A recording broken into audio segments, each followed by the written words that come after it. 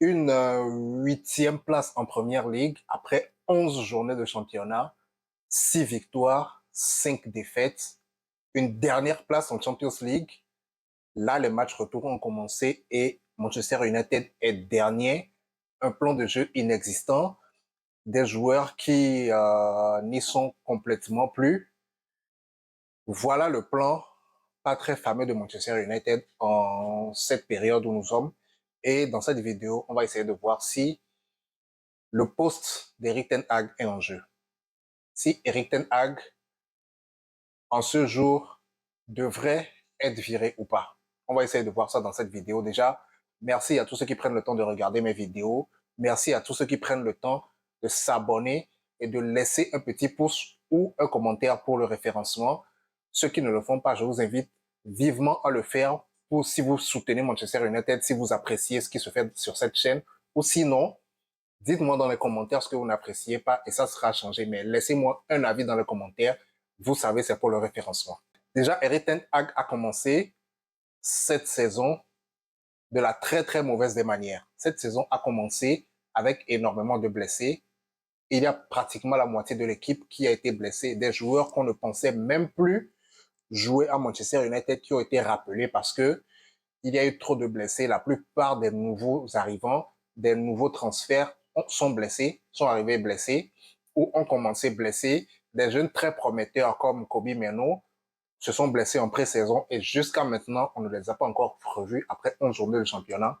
Durant le championnat, il y a d'autres joueurs également qui ont été blessés. Donc, c'est un championnat qui a déjà très très mal commencé pour Erik ten Hag. Il a dû bricoler avec ce qu'il a sous la main pour tenir le temps que tout le monde revienne. Et ça, c'est une donnée très, très importante à prendre compte dans cette vidéo parce que ça affecte non seulement le mental de l'équipe, mais la disposition, le plan de jeu que Eric Ten Hag veut mettre en place dans cet effectif. En plus de ça, il y a plusieurs affaires extra sportives qui sont venues miner le mental, miner le plan de jeu, miner l'effectif. Je parle bien évidemment, comme vous le savez, du cas Jadon Sancho, du cas Anthony, les, les mises au placard de Harry Maguire, McTominay, enfin tout ça condensé en plus des médias qui n'arrangent vraiment pas les choses, tout ça condamné a fait que Eric Ten Hag s'est trouvé dans une position vraiment très très inconfortable, en tout cas une position que bon nombre de coachs ne voudraient pas se trouver à devoir gérer en plus du sportif beaucoup d'affaires extra-sportives et je pense que c'est quelque chose qui somme toute a plombé non seulement l'effectif, mais également la concentration du coach à fournir, à vraiment proposer du beau football. En plus de ça, Manchester, il faut qu'on se le dise, Manchester United, depuis le début de saison, que ce soit en Champions League ou en championnat, en coupe et tout ça, n'a pas été, euh, Manchester United n'a pas été épargné par l'arbitrage. Ça, c'est le premier point que je veux vraiment discuter avec vous. Manchester United, il faut qu'on se le dise, n'a pas été épargné par l'arbitrage. L'arbitrage, il y a un rapport qui est sorti récemment qui dit que Manchester United est l'équipe qui a été la plus défavorisée par l'arbitrage, la VAR et tout ça. Et ça, c'est un fait, c'est un rapport réel. C'est pas un rapport de Manchester United, c'est un rapport d'un autre organisme complètement. Et ça, c'est un fait réel. C'est un fait sur lequel on ne peut pas passer aujourd'hui.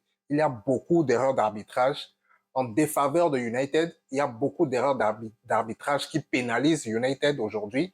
Et ça a contribué pour beaucoup à des matchs perdus, à des matchs où l'équipe est complètement passée au travers. Je ne dis pas que les matchs perdus, c'est la cause de l'arbitrage. Non, les joueurs, ils sont pour beaucoup, ils sont pour 90%. Ils sont pour 80%, on va dire. Mais l'arbitrage, il est pour 10%. Et le coach, il est pour 10% aussi. Donc, on va commencer par l'arbitrage.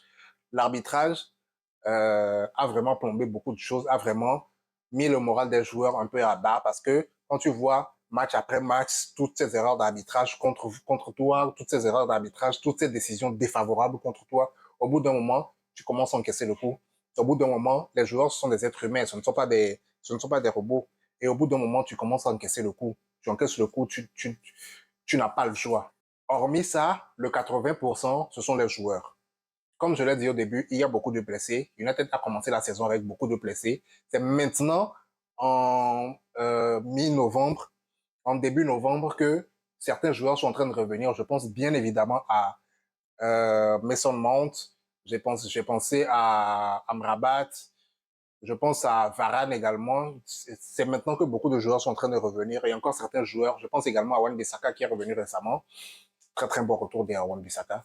C'est maintenant que certains joueurs sont en train de revenir et United a dû composer avec des joueurs sur qui il n'a pas forcément misé en début de saison pour être des titulaires.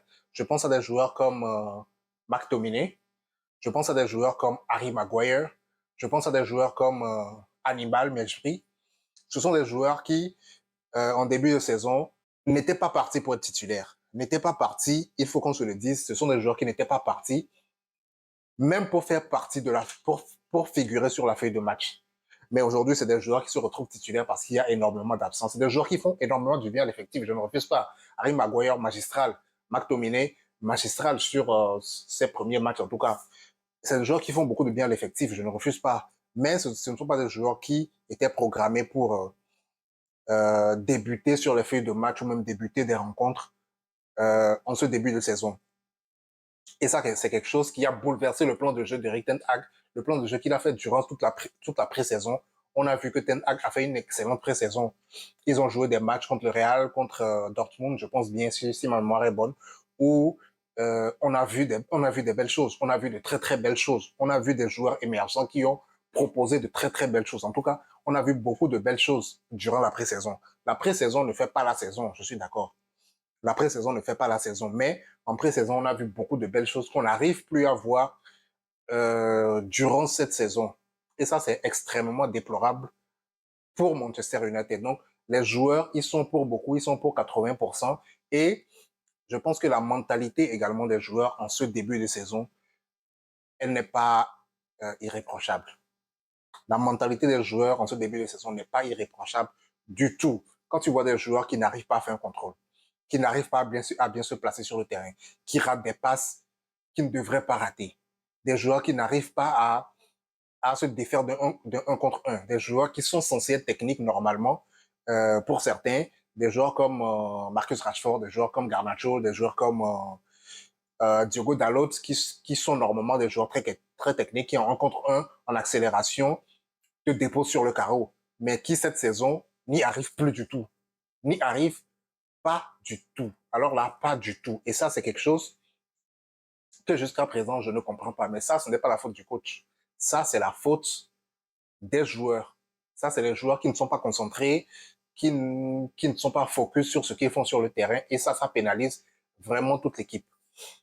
Je pense que les joueurs eux-mêmes commencent à prendre conscience d'où ils sont, de ce qui se passe et de ce qu'ils doivent faire pour améliorer les choses. On n'en est pas encore là, mais au moins ils commencent à en prendre conscience.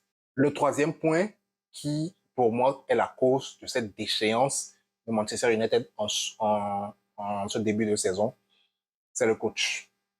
Je suis désolé de le dire, mais le coach a fait des choix qui n'ont pas avantagé l'équipe.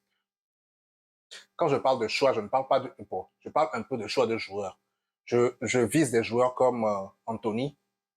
Anthony qui ne sert à rien sur le terrain. On doit se le dire, Anthony ne sert à rien sur le terrain. Encore, je préfère un Pellistri qui propose encore plus de meilleures choses qu'Anthony. Anthony ne sert strictement à rien sur ce terrain. Il vient un latéral brésilien qui est censé apporter de la tonicité, apporter de la vitesse sur le côté, qui est censé apporter, en tout cas, proposer de belles choses. Il ne propose rien. Anthony ne propose rien du tout. Je pense à un joueur également comme Marcus Rashford, qui en ce début de saison, excusez-moi, qui en ce début de saison est l'ombre de lui-même. Marcus Rashford est l'ombre de lui-même. Il ne fait pas les efforts.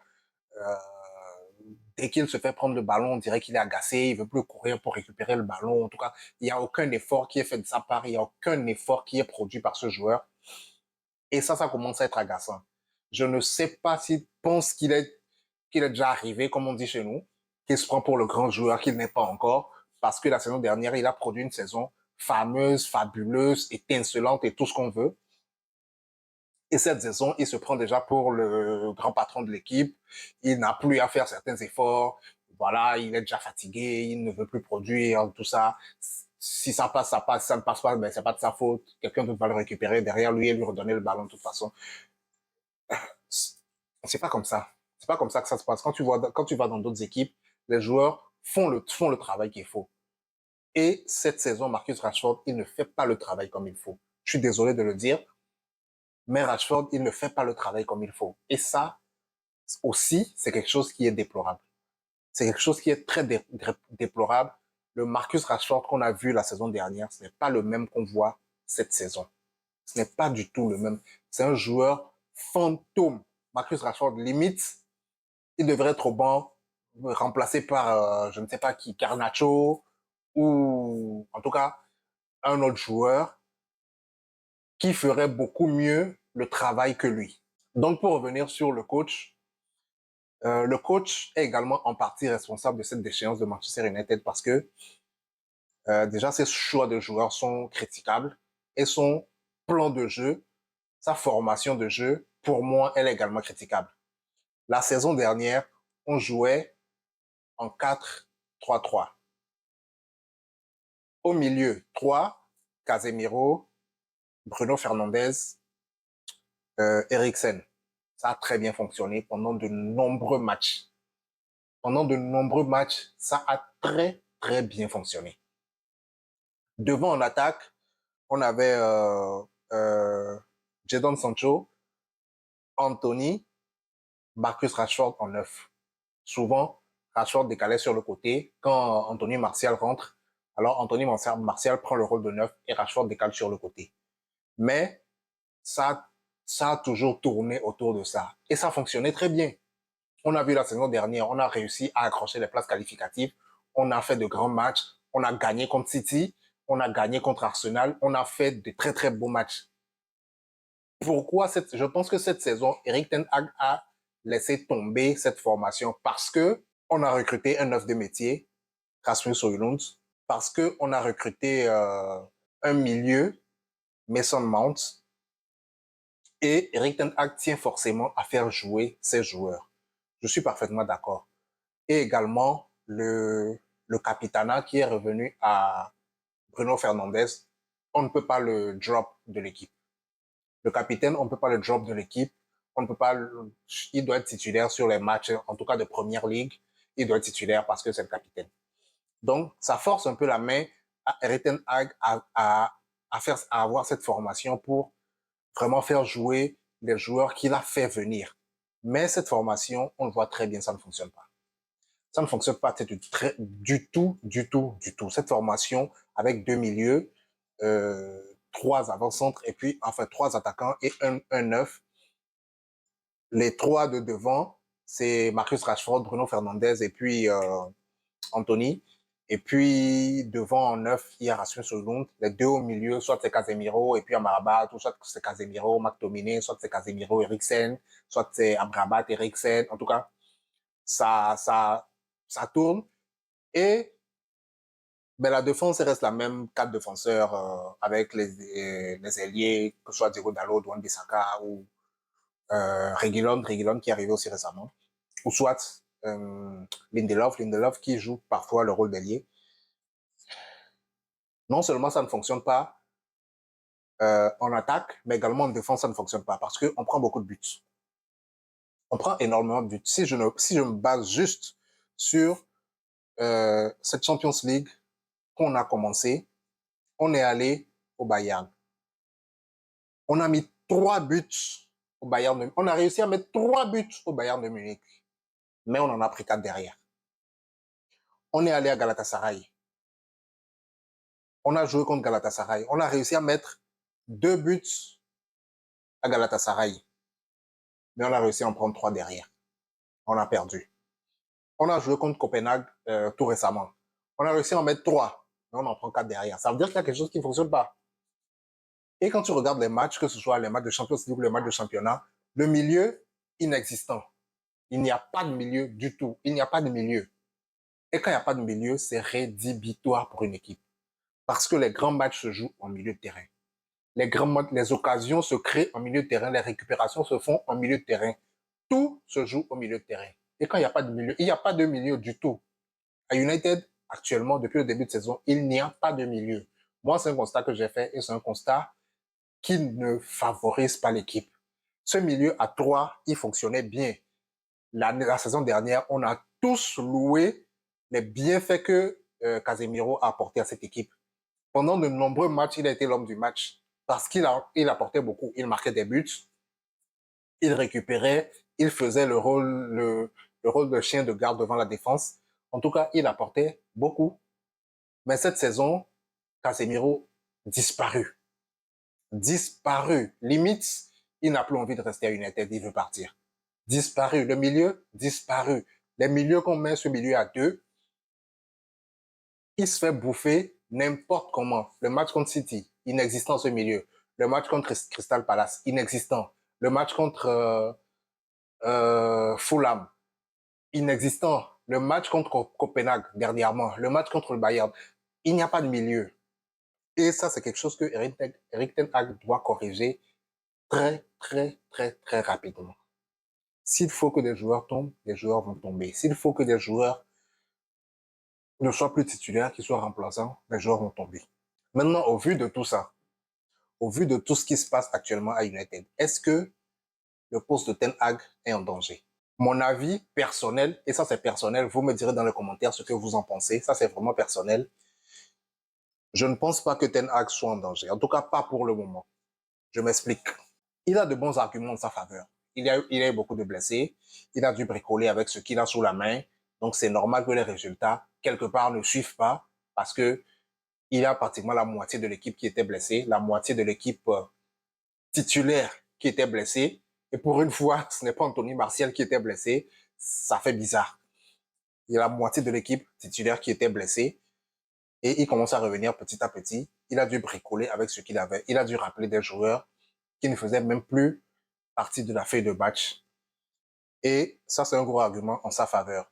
L'autre argument en sa faveur, c'est tout ce imbroglio qu'il y a autour du rachat du club, tout ce mystère, toute cette fumée noire qu'il y a autour du rachat du club qui fait que je ne pense pas que ce soit le bon moment pour envoyer un coach pour faire entrer un autre coach parce que dans très peu de temps, il y aura une nouvelle direction, il y aura de nouveaux dirigeants et tout ça. Et il faudra attendre, il faudra attendre que ces gens rentrent avant de pouvoir faire quelques changements que ce soit. En tout cas, au niveau du staff, du coach, des employés et tout ça. Les joueurs, le mercato et tout ça, il peut se dérouler normalement. Mais au niveau du coach, du staff et des employés, tout ça, il faudra attendre que cette nouvelle direction rentre, en tout cas avant de penser à faire quelques changements que ce soit. Et tant que cette partie ne sera pas réglée, je ne pense pas que Ten Hag soit en danger. Ça, c'est deux très très bons arguments qui sont en sa faveur. Maintenant, l'argument principal qui est en sa défaveur, ce sont les résultats. Malheureusement, les résultats sont très très mitigés. Je l'avais dit en début de saison, 11 matchs, 6 victoires, 5 défaites. Ce n'est pas suffisant pour un club qui a eu de très très bonnes recrues pendant le mercato et pour un club qui prétend jouer les premiers rôles, que ce soit en première ligue ou en Europe. Ce n'est pas suffisant du tout. Une 8e place à 6 longueurs de la 4e place qualificative pour l'Europe, en tout cas la Champions League, et à, si ma mémoire est bonne, à 9 points ou à 10 points, à 10 points, je ne sais plus, de la première place occupée par Manchester City. Je sais que City est à 27 et United est à 18. Donc faites le calcul. Les résultats ne suivent pas. Les résultats ne suivent pas du tout. Et ça, c'est le principal argument en défaveur d'Eric Ten Hag. Le deuxième argument, à mon avis, qui est en défaveur d'Eric Ten Hag, ce sont les joueurs. À la fin du match contre Copenhague, où on a perdu 4-3 le match dernièrement, là, Højlund a fait une déclaration en disant que les joueurs soutenaient le coach à 100%, que tous les joueurs étaient derrière le coach et le soutenaient qu'il n'y a aucun joueur qui a délaissé le coach, comme ça se dit dans la presse, comme ça se dit dans les journaux et tout ça. Et je pense que c'est mitigé. Je pense que, oui, il y a certains joueurs qui soutiennent le coach, mais pas tous. Il y a certains joueurs sur le terrain, quand tu vois leur expression corporelle, tu sais que ils n'ont plus envie de faire l'effort. Ils n'ont plus envie de...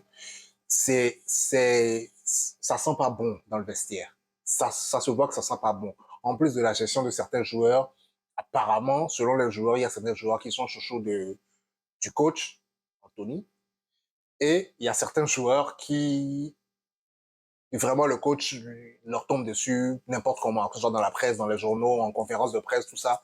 Le coach leur tombe dessus comme pas possible. Et ça, c'est quelque chose qui divise énormément le vestiaire. C'est quelque chose qui divise énormément les joueurs. Je ne pense pas que tous les joueurs soient toujours derrière Erik ten Hag. Sincèrement, je ne pense pas. Olun a probablement fait cette déclaration pour apaiser les choses, pour rassurer tout le monde, pour faire terrain plat, calmer le feu. Mais honnêtement, je ne pense pas que ce soit la réalité dans le vestiaire. Tu peux le voir sur le terrain. Certains joueurs, Marcus Rashford, Casemiro, Varane, tu peux le voir qu'ils n'y sont plus. Tu peux le voir qu'ils n'y sont plus du tout, qu'ils n'y sont plus du tout, qu'ils n'y sont plus du tout. Et tu peux le voir que même le coach ne les épargne pas du tout. La dernière fois, il a sorti Casemiro, on lui a demandé pourquoi il a sorti Casemiro, il a dit qu'il voulait du jeu. Ça veut dire que Casemiro ne produisait pas du jeu. Des déclarations comme ça, tout le problème avec Jadon Sancho, c'est une déclaration que le coach a fait dans la presse et Sancho a répondu sur les réseaux qui a créé tout ça. Donc, tous ces petits problèmes comme ça, je ne pense pas que tous les joueurs, en tout cas peut-être la majorité, les joueurs qui ne se sentent pas concernés et tout ça, sont derrière le coach, ils n'ont pas le choix. Mais des joueurs qui sont quand même un poids dans le vestiaire, je pense que ça sent le saumon. Je pense que ça sent le saumon dans le vestiaire. Je pense que ça sent pas bon. S'il n'y a pas une bonne ambiance, les joueurs ne sont pas contents, les joueurs ne sont pas expressifs et tout ça. Et ça, c'est un argument vraiment en défaveur du coach. C'est un argument qu'il doit aussi régler le plus tôt possible. Réunifier le vestiaire, redonner la joie de jouer au football à ses joueurs. Je pense que c'est ce qui leur manque, en fait. C'est la joie, le bonheur de jouer au football. Juste de jouer au football. C'est ça qui apporte, après la gagne, qui donne envie de faire les efforts, qui donne envie de mettre de l'agressivité qu'il faut, le bonheur de jouer au football. Mais quand ce bonheur n'est pas là, quand ce bonheur n'y est pas, c'est dur de faire les efforts. En tant qu'être humain, quand tu vas au travail et que tu n'es pas content d'y aller, ton patron t'énerve, tes coéquipiers, tu le sens pas et tout, c'est dur de se donner. C'est dur de se donner. Mais quand tu es content, quand tu vas au travail, que tu es heureux, tu es content, tu es souriant, tout va bien, ben, naturellement, l'effort vient parce que tu es content. Et c'est la même chose. C'est la même chose dans ce vestiaire.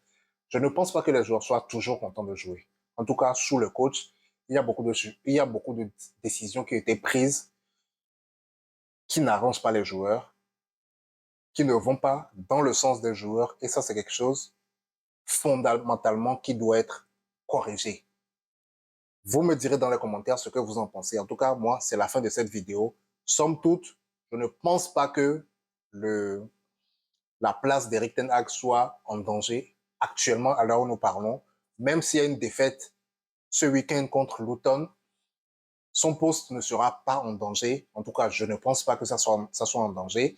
C'est une défaite. La semaine prochaine, la semaine à venir, on joue contre Newcastle, on joue contre Chelsea. Je ne pense pas que ça soit en danger. En tout cas, jusqu'à l'entrée de la nouvelle direction, Ten Hag devrait être correct. Mais il faut qu'il relève la barre au plus vite parce que quand ça va arriver, quand les nouveaux dirigeants vont rentrer, là, il aura chaud derrière. Là, sincèrement, il aura chaud derrière parce que ils voudront pas forcément les résultats, mais juste voir du beau jeu, voir les joueurs s'exprimer. Et même ça, c'est quelque chose qui manque, qui fait défaut à United actuellement. Juste voir du beau jeu. Juste voir du beau jeu. Avant même la défaite, voir du beau jeu. Voir que les joueurs se donnent et que ça ne passe pas. Voir de l'intensité, voir de l'agressivité voir de belles choses, voir les joueurs s'exprimer, voir de la combativité. Et ça, c'est quelque chose qui manque actuellement et c'est quelque chose que Erik ten Hag doit corriger. En tout cas, voilà mon avis, voilà ce que j'ai à dire sur ce cas. Vous me direz dans les commentaires ce que vous en pensez, si vraiment son poste est en danger ou pas, qu'est-ce qu'il doit corriger, qu'est-ce qui est déjà bien fait. Vous me direz tout ça dans les commentaires, je vous lirai. On se retrouve ce week-end. Manchester United joue contre Luton Town. On va débriefer ça, donc restez câblés. À la prochaine.